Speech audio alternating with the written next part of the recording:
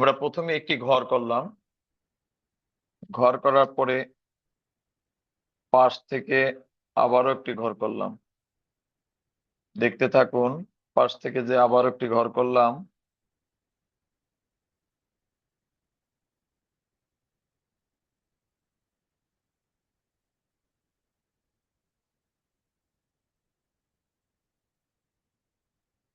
আপনাদের একটি দৃশ্য করতে পারলে আপনাদের কিন্তু 6টা দৃশ্য করা, অর্থাৎ 6টা ঋতুর যে 6টা দৃশ্য, অল্প কিছু বিষয় শুধু পরিবর্তন হয়। কোন ঋতুতে কি হয় এবং সেই বিষয় ড্রয়িংটা যদি আমরা করতে পারি, তবে কিন্তু আমরা সেই ঋতুর ছবিটা কিন্তু অঙ্কন করতে পারবো। তা প্রথমে শেখা দরকার যে একটি দৃশ্য কিভাবে আঁকতে হয়। আমরা সেই বিষয়টাই করব। প্রাকৃতিক যার দরকার সে প্রাকৃতিক করবেন, যার প্রাকৃতিক দৃশ্য দরকার না সে শরৎকাল করবেন, সমস্যা না, এই এক ছবিতেই। আবার যদি কেউ শীতকাল মনে হয় তবে সে শীতকাল করবেন।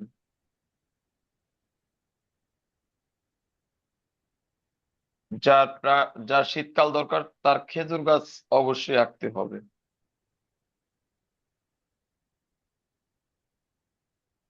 আমরা একটি কুটার পালা ব্যবহার করব এখানে।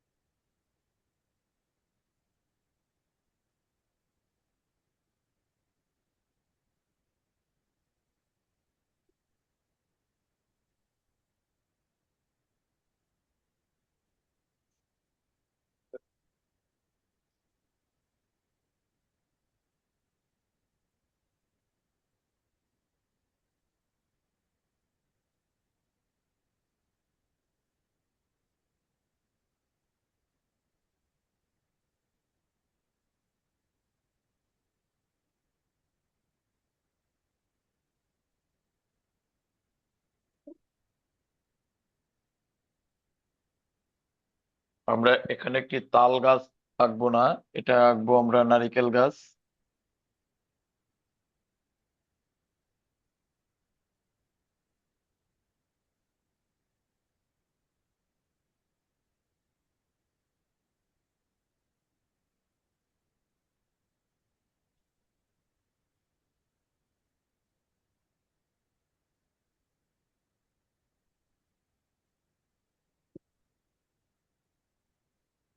অর্থাৎ আপনারা কিন্তু এই মাথার দিকে যত উপরের দিকে যাবেন তত কিন্তু পেন্সিলের চাপটা কম দিবেন। আমরা মার্কার থেকে আঁকার সময় কিন্তু ইচ্ছা করলেই আমরা কিন্তু চেকোনার মোটা করতে পারি না। কারণ কি, মার্কার থেকে কিন্তু বোর্ডে করা যায় না, কাগজ হলেও কিছুটা করা যায়, কিন্তু বোর্ডে করতে গেলে আসলে খুব বিপদের সম্মুখীন হতে হয়। দেখুন, আমরা এখানে কিছু এভাবে দাগ ব্যবহার করতে পারি এটি সুন্দর ঘর ফুটিয়ে তোলার জন্য।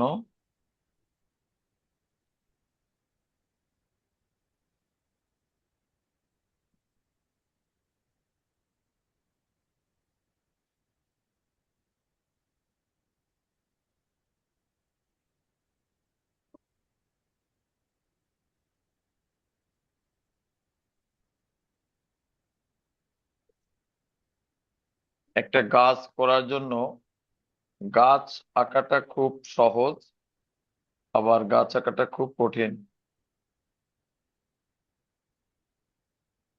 গাছ হলো ছবির প্রাণ। আপনি গাছ দিবেন না, দেখবেন ছবি মনে হবে যে এটা কেমন একটা শোপিস শোপিস মনে হবে। আর গাছ মানে প্রাকৃতিক পরিবেশের বড় সম্পদ। তো আমাদের গাছ শুধু অক্সিজেন দেয় না, আমাদের বৃক্ষ হলো আমাদের পরিবেশকে যেমন করে বাঁচিয়ে রাখে অক্সিজেন এবং প্রাকৃতিক ভাবে যে আমাদের গাছ যে প্রাকৃতিক দুর্যোগ এ থেকে আমাদের গাছ কি করে, রক্ষা করে। তো আমরা গল্প শুনতে শুনতে কিন্তু ছবি আঁকবো। সবাই আঁকা শুরু করেন। আমি কিন্তু একটি গাছের ডালপালাই শুধু এঁকে যাচ্ছি। আর এই ডালপালা আপনি যখনই আঁকতে পারবেন তখন কিন্তু আপনার কাছেও এরকম গাছ খুব সহজ হয়ে যাবে।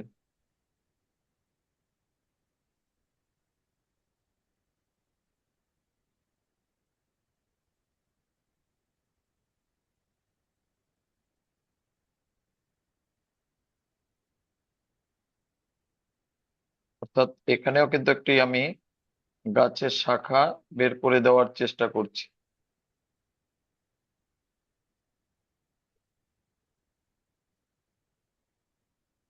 অর্থাৎ আমরা কিন্তু এখানটায় সুন্দরভাবে একটু গাছের ডালপালা এভাবে আমরা নিচের দিকে একটু ভাঁজ দেখিয়ে দেখিয়ে গাছের ডালপালাটা আমরা তৈরি করে দিব।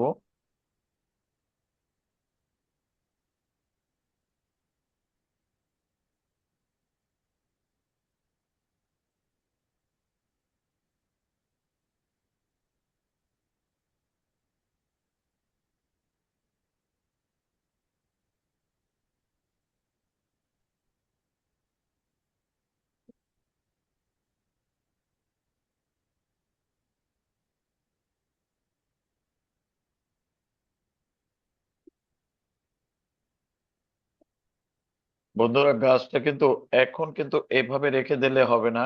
এরপরে গাছের এইভাবে আমরা কি করতে হবে, কিছু টোন ব্যবহার করলাম।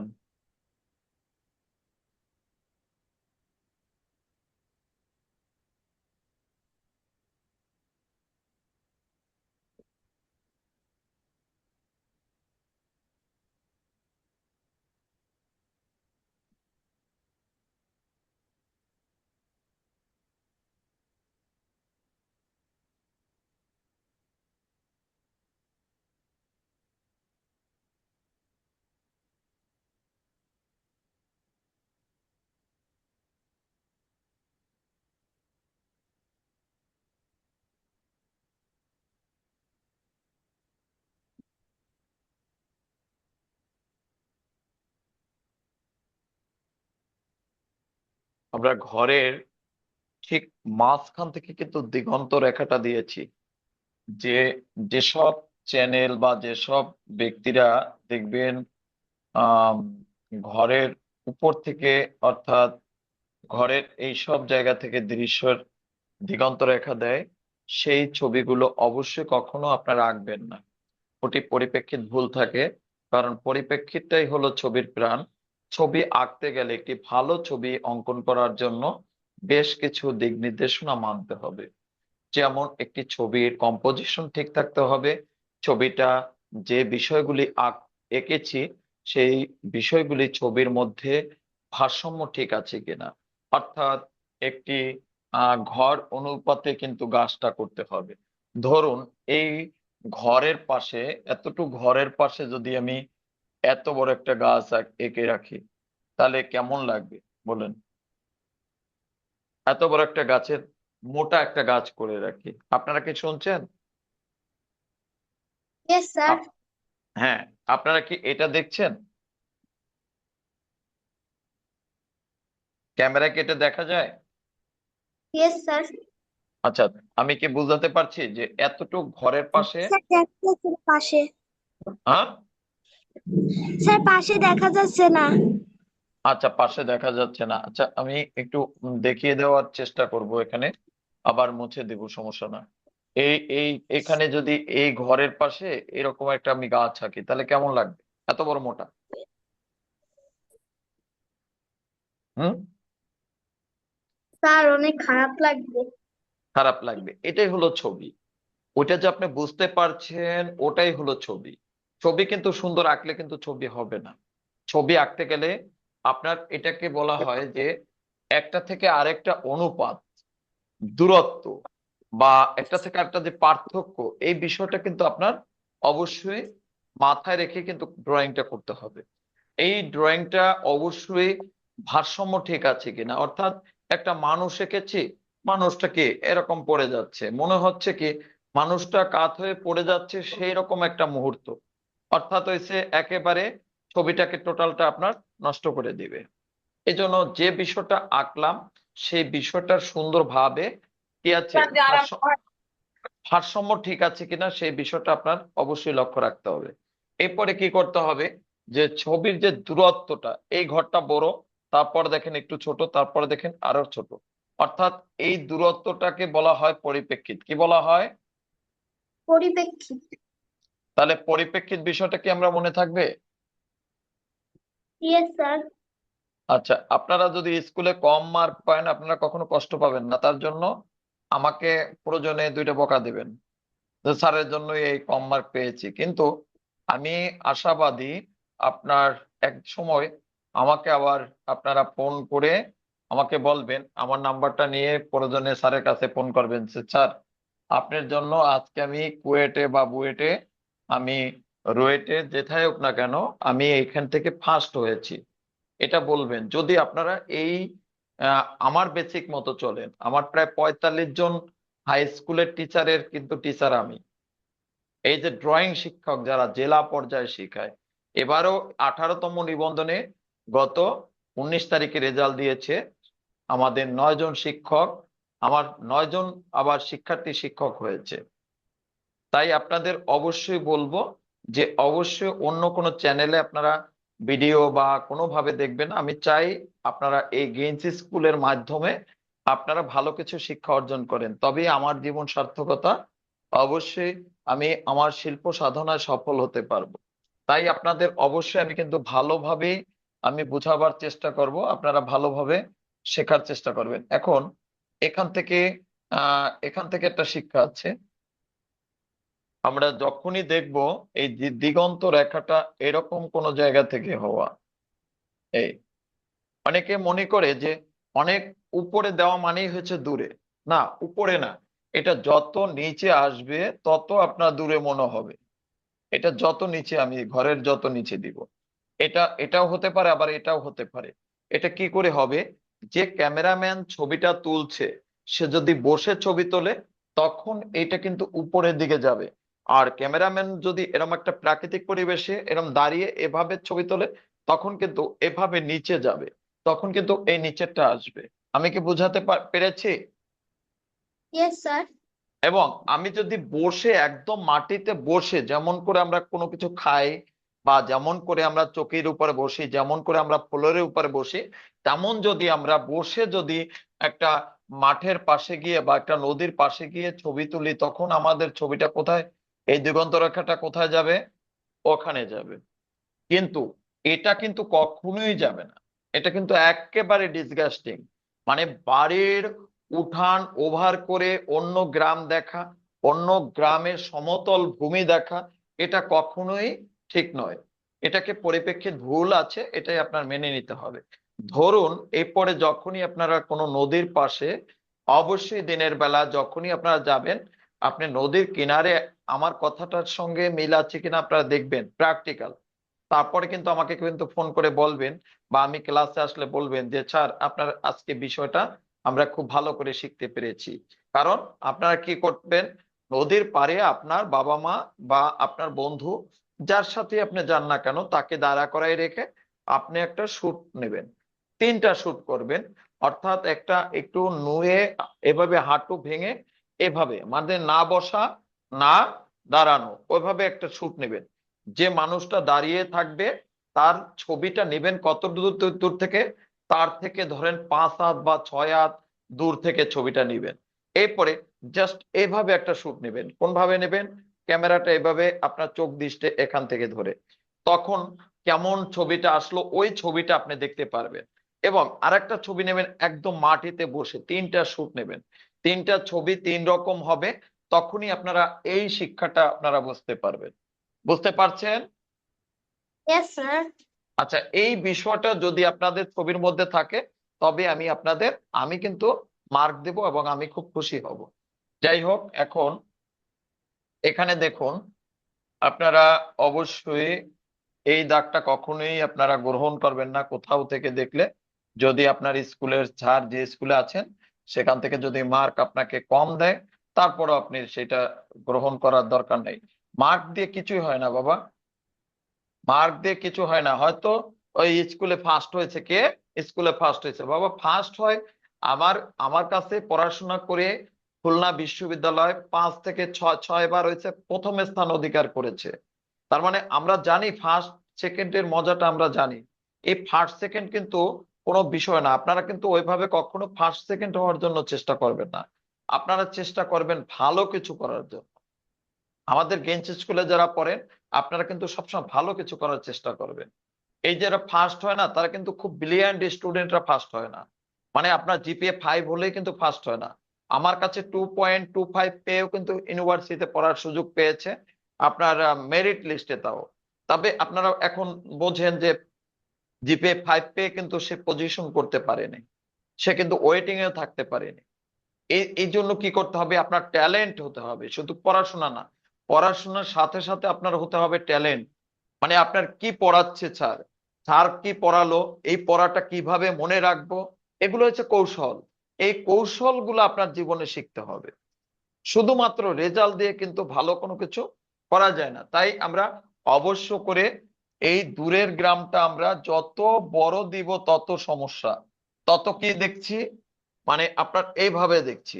আর কাছে চলে আসবে তখন কি হবে, কাছে চলে আসবে আপনি এইটাকে দূরে পাঠাতে গেলে যত ছোট দেওয়া যায়, মানে এটাকে এই একেবারে যদি আপনি খুব ছোট দেন তবে মনে হবে যে এটা আপনার ওই নদীর ওপারে 2-3 কিলোমিটার 4 কিলোমিটার ওপাশে। দেখুন এটা এটা এটা আমাদের ঘর, এখানে থাকবে একটু বড়, এখানে আমাদের একটু বড় দিলাম, এটা আরো বড় থাকবে কারণ আমাদের অবস্থান এখানে। এখান থেকে বড় হয়ে আস্তে আস্তে পরিপ্রেক্ষিত কোথায় চলে গেছে, দূরে চলে গেছে। বুঝতে কোনো সমস্যা কে? No sir. হ্যাঁ, আপনি দৃশ্য তৈরি করতে পারবেন, আপনি দৃশ্য তৈরি করা কোনো বিষয় না। আপনি যদি একটা ঘর পারেন, আপনি একটা নৌকা পারেন, একটা মানুষ আঁকতে পারেন, আপনি যদি একটা গাছ আঁকতে পারেন, তারপরে আপনি কি, আপনি একটা গরু আঁকতে পারেন, তবেই দেখবেন আপনি প্রাকৃতিক পরিবেশ আপনি নিজেই সৃষ্টি করতে পারবেন। আপনার গ্রামটা কেমন আছে, আপনার বাড়ির পাশে একটা পুকুর আছে, বা আপনার বাড়ির পাশে একটা নদী আছে, সেই নদীটাকে আপনি কিভাবে দেখছেন, আপনি এখানে আপনি সুন্দরভাবে ফুটিয়ে তুলতে পারবেন। ধরুন আমি কিন্তু কলা গাছটা এখানে করে ফেলছি, একটা কলা গাছ দেখুন।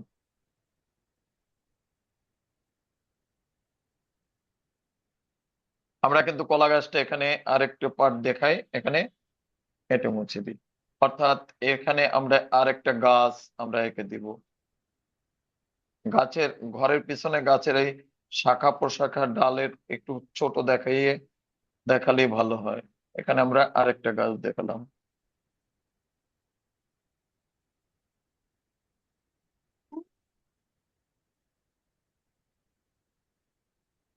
এরপরে নদীর পাশে গেলে কি আপনারা ছবি তুলে এটা পরীক্ষা করবেন?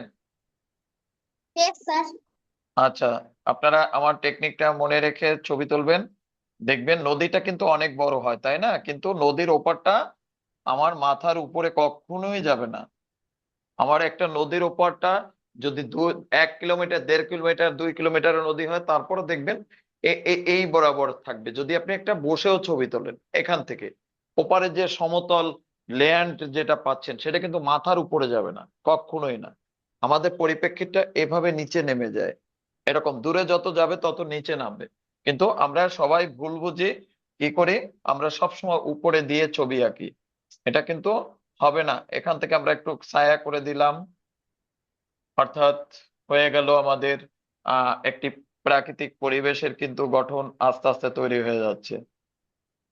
এখন আমাদের একটি মেয়ে মানুষ আঁকা শিখতে হবে এবং একটি ছেলে মানুষ আঁকা শিখতে হবে।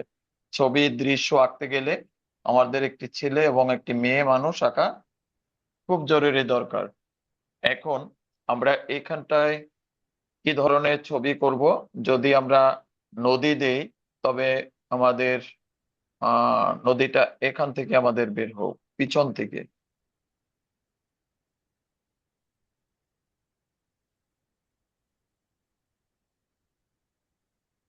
অর্থাৎ এখান থেকে আমরা একটি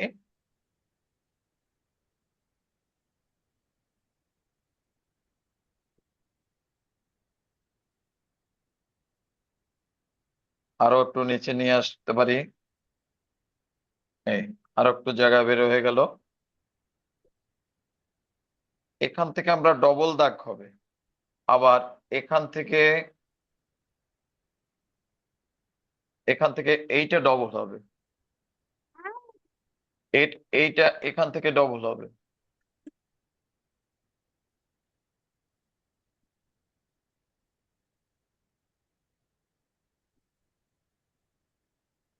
যারা ছোট আছেন তারা কিন্তু একটা ঘর রাখতে পারেন।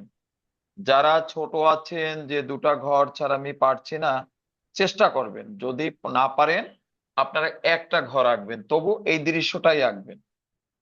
আবার কি করতে পারেন, এই গাছটা পারছেন না, দরকার নেই এই গাছটা দেওয়া দরকার।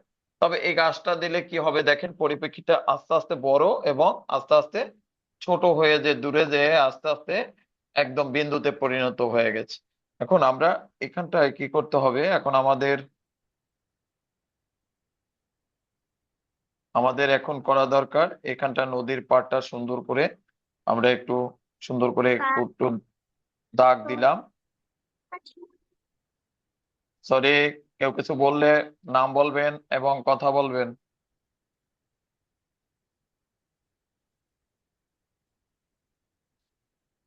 আমি এখন এখানটায় কাশ ফুলের ছবি এঁকে দিতে পারি, যার শরৎকাল দরকার হবে। তার জন্য এখানে কিছু কাশ ফুল আঁকতে পারি। যেহেতু আমাদের কাশ ফুল শরৎকাল আঁকার কথা, আবার প্রাকৃতিক পরিবেশ আঁকার কথা, যে প্রাকৃতিক পরিবেশ আঁকবেন, ব্যাস এইভাবে প্রাকৃতিক পরিবেশটা আপনি এঁকে দিতে পারেন। এখানে আপনার একটা পালতোলা নৌকা বা এমনি নৌকা হতে পারে, আপনার এখানে একটা নৌকা দিয়ে দিই। দাদা পালতোলা নৌকা দিয়ে দেন। আচ্ছা দিব, এখন পালতোলা নৌকায় দিচ্ছি।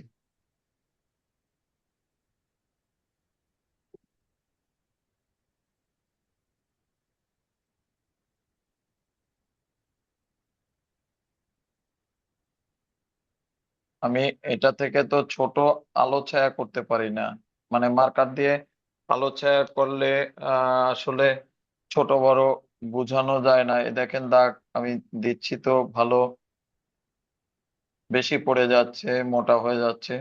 আপনারা যত অস- দূরে যাবে, অর্থাৎ যত আপনার কাছে আসবে, এখানে যতটা ডিপ দেখবেন, অর্থাৎ এই দেখুন এখানে এত ডিপ, এখানে এখানে তার চেয়ে একটু হালকা, আহ একটু কমিয়ে দিতে হবে, একটু হালকা চেকন, তারপরে আরো হালকা চেকন হতে হবে। এই যত দূরে যাবে তত এই, তারপরে ধরেন এরকম। অর্থাৎ এই যত কাছ থেকে আমরা দেখব তত ডিপ হবে, আর যত দূরে যাবে তত কি হবে, কি হবে বলেন তো, কে বলতে পারবেন?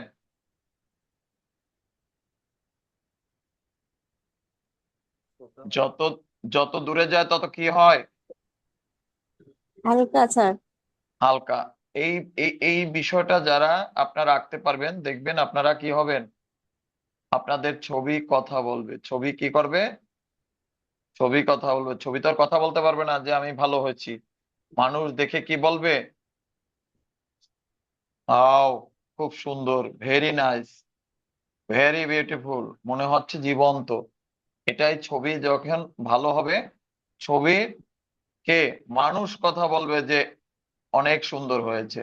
তার মানে কি, ছবি কথা বলাই হবে। ছবি যদি ভালো না হয় তাহলে ওই লোকটা কিন্তু কথা বলবে না। অতএব যে ছবিটা ভালো হবে সেই ছবিটার জন্যই কিন্তু মানুষ কথা বলবে। তার মানে ছবিটাই তো উপলক্ষ। ছবিটা ভালো হলে আপনার ছবি অটোমেটিক আপনার মূল্যায়ন হবে।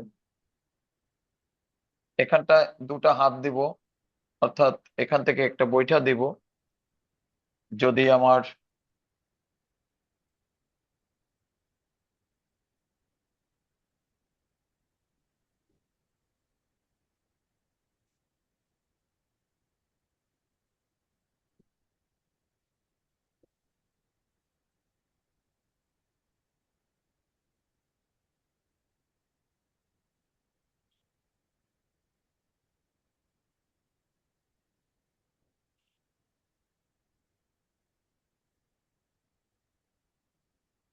এটাই হলো ধরেন আপনার কি একটা পালতোলা নৌকা।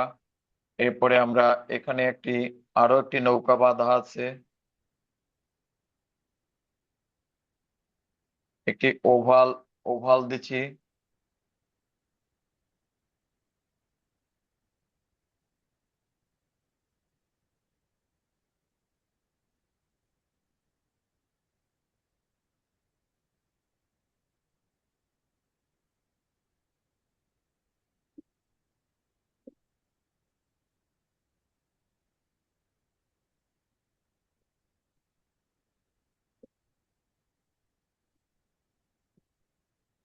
হ্যাঁ, এখন আমরা এখানটা কালো করে দিব।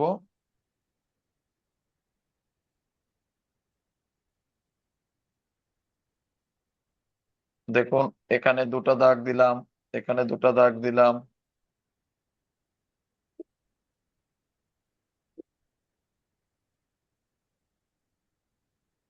এখানে দুটো দাগ দিলাম।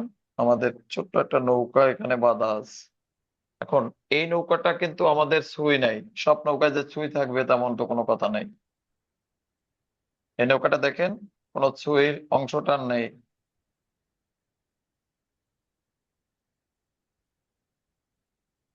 এখান থেকে আমরা নদীর পাড়টা একটু মুছে এদিকে কভার করে নিলাম, নৌকাটা যাতে ভালো বোঝা যায়। নৌকাটা ভালো বোঝা যাচ্ছিল না এখানে।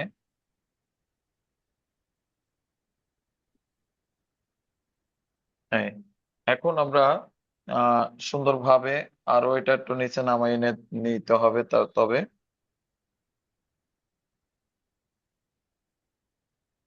কাশফুলের আহ ছবিটা আমরা যদি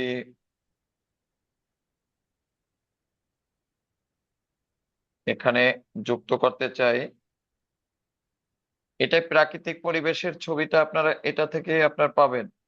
এখন আমাদের কিছু প্রাকৃতিক পরিবেশে কি থাকে, হাঁস, মুরগি, তারপরে আপনার গরু, এই বিষয়গুলো আপনারা যুক্ত করতে পারেন। যে যেভাবে পারবেন এটা যুক্ত করতে পারেন।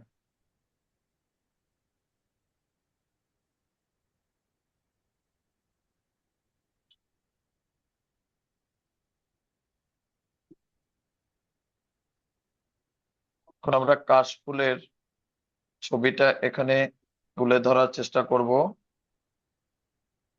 এখান স্যার থেকে কাশফুল কাটলে হবে? বুঝিনি, না থাকলে হবে কিনা তাই। হ্যাঁ। হ্যাঁ, তাহলে প্রাকৃতিক পরিবেশ হবে।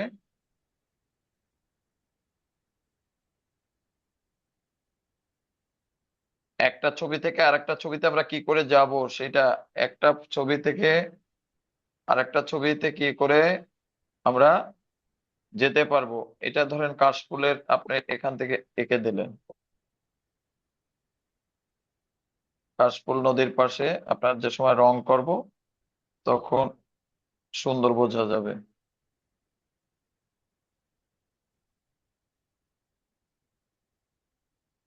এটার মাঝখানের অংশটা আমরা এতটুকু পরে রাবার থেকে মুছে দিব।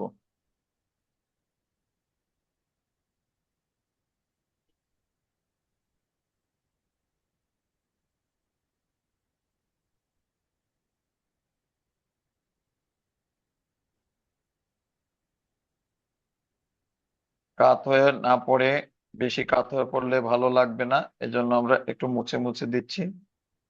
হ্যাঁ, ধরুন এখানটা আমরা চারটা কাশফুল দিচ্ছি, আর একটা দিলাম এ পাশে, পাঁচটা কাশফুল দিয়ে আমরা সুন্দর করে এই কাশফুলের দৃশ্যটা আমরা শরৎকালটা আমরা ফুটিয়ে তুলবো।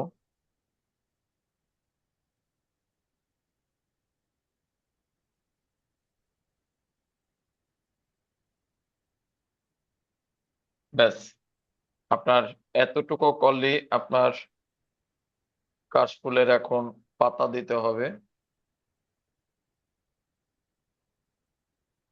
কাশফুলের ছবি আঁকছিলাম না আমরা?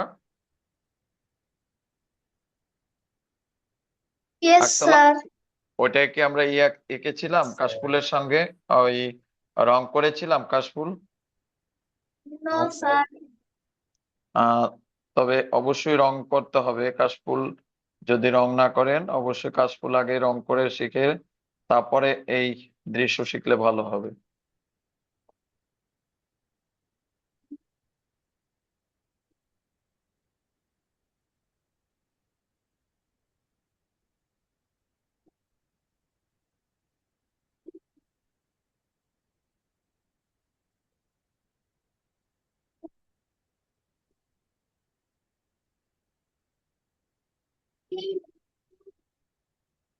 আপনারা এখানে ঘাস টাইপের কিছু আমরা দিতে পারি, অর্থাৎ নদীর পাড় থেকে এখানে একটি কাশফুলের ঝোপঝাড় দেখিয়ে দিলাম।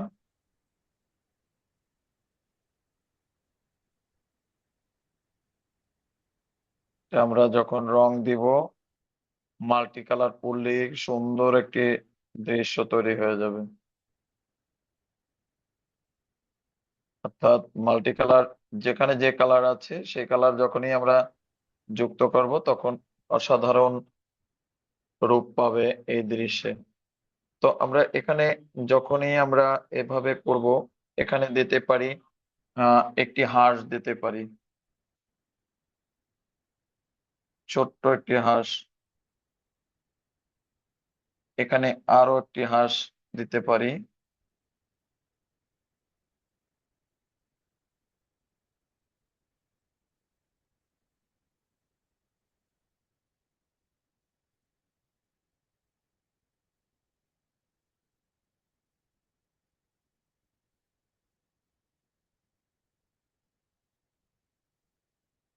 ধরুন এখানে একটি হাঁস দিলাম। হাঁস কিন্তু প্রাকৃতিক পরিবেশে থাকবে।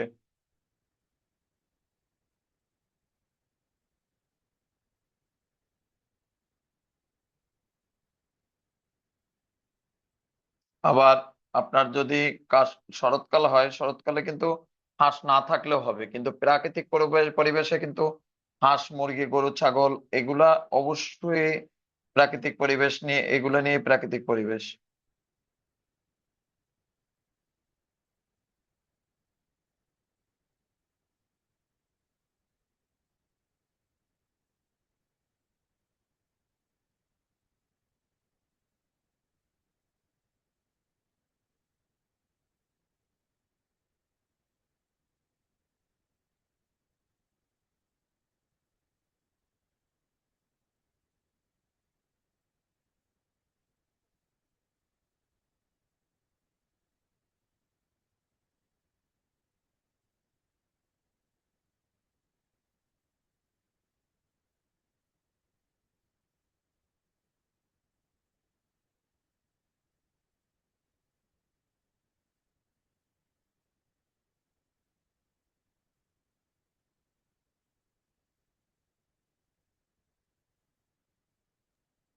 তা একটা মানুষ এঁকে দেবে। অবশ্যই দেব, কেন দেব না। একটু অপেক্ষা করেন। মানুষ, আপনি যদি চান গরু আঁকবেন তাও আঁকা সম্ভব, কিন্তু গরু আঁকার জায়গা তো আরো বড় দরকার ছিল। নদীর অংশ বেশি হয়ে গেছে, এখন আর গরু ধরবে না, মানুষ হবে। বসেন।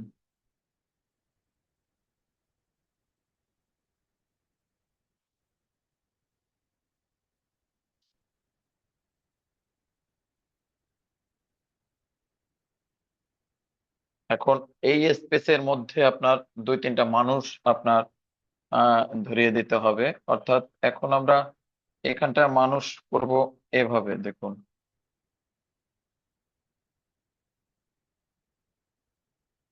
এখানে একটা চতুর্ভুজ,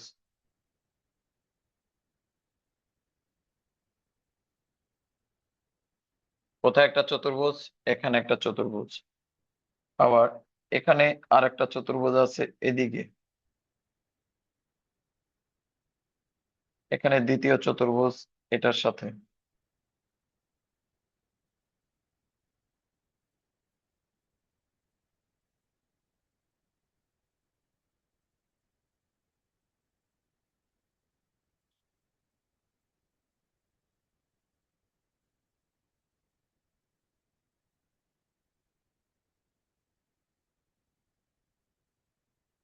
হ্যাঁ,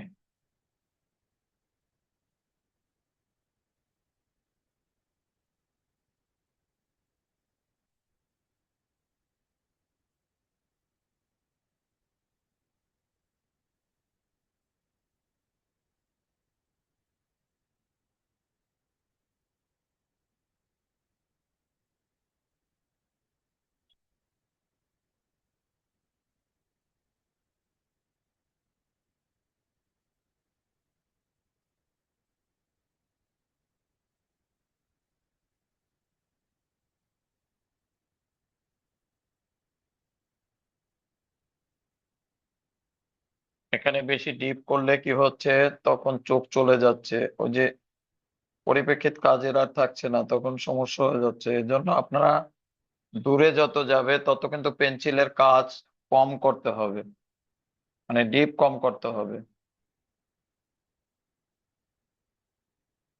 এটা রং করলেই আমি আপনাদের সুন্দরভাবে ফুটিয়ে দিতে পারবো। আহ দেখুন, এখানে একটি মানুষ, এটা একটু বড় মানুষ, এই জন্য এটা খুব সহজে হয়ে যাবে। আমাদের জানালার এখানে কোনো প্রয়োজন নেই, জানালার আহ ঠিক সামনেই মানুষটা পড়ে গেছে, অর্থাৎ জানালা এখন অফ হয়ে গেছে, এখানে মানুষটা থাকবে।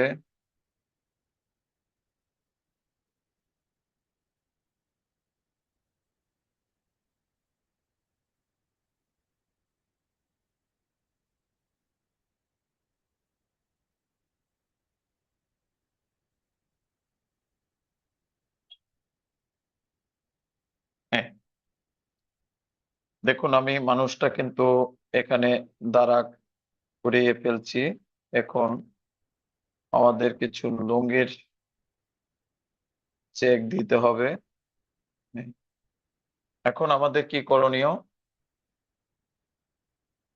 এই মানুষটার হাতে একটি যদি আমরা ব্যাগ ধরিয়ে দিই, অর্থাৎ মনে হবে যে মানুষটি বাজার করে ফিরছে। এই ছবিটাই কিন্তু সামনের ক্লাসে আমরা সুন্দরভাবে রং করব।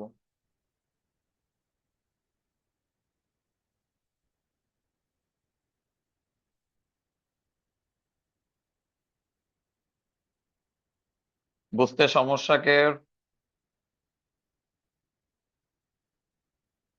বুঝতে সমস্যা আছে? No sir. আমরা কি পরিপ্রেক্ষিত পরিপ্রেক্ষিত কি বুঝতে পারছি? স্যার। পরিপ্রেক্ষিত বুঝতে পেরেছি। Yes sir. এটা এটা কিন্তু অনেক, পরিপ্রেক্ষিতে গাছটা কিন্তু অনেক ঝামেলা আছে, কারণ ওই বেশি ডিপ হয়ে গেছে। মানে আপনার গাছটা কি থাকা উচিত ছিল, আরো এরকম এরকম থাকতে হতো। এটা একটু মার্কার একটু কালি কম আছে, দেখুন কম পড়ছে, অর্থাৎ এটা যে কচি পাতা সেটা এবারে মনে হচ্ছে। দেখুন কি করে মনে হচ্ছে, দাগগুলো কি আছে, লাইটে আসছে তাই না?